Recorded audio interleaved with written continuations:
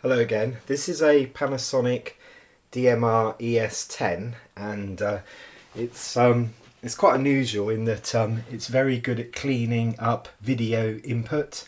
So most people tend to use it as a pass-through and perhaps dump the video onto a different device, but use this as an in-between. So it does power up. The display is a little bit weak.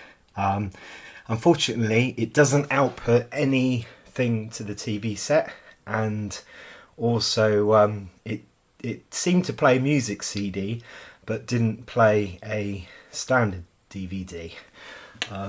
Well, when I say it didn't play at all on the display. It didn't show up on the display. So the reason why, one of the reasons possibly, is blown capacitors, which seem to be very common. And I've got a couple of EX75 machines, and they're the ones with the hard disk as well as the DVD writer.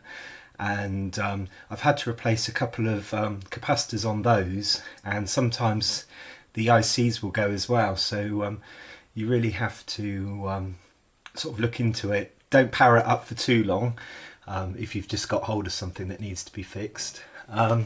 So having a look, you can see there's a blown capacitor over there, which is up near the sort of video side of things, and then I can't really see anything else that looks potentially bad, but anything could be bad in it.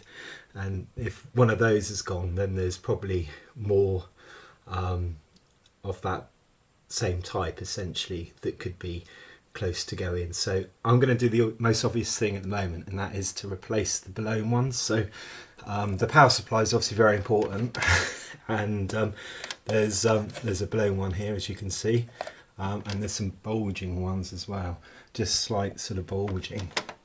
That one is slightly bulging. Oh, yeah, so that's blown, and there's another one bulging there. So I think there's a mixture on here, and I'm just going to get about four or five and replace those, and then in the next clip we'll see if I get anywhere and if I've got any video output. If I haven't, then potentially I need to replace some more. So yeah, we shall see. We'll see how we go. Okay.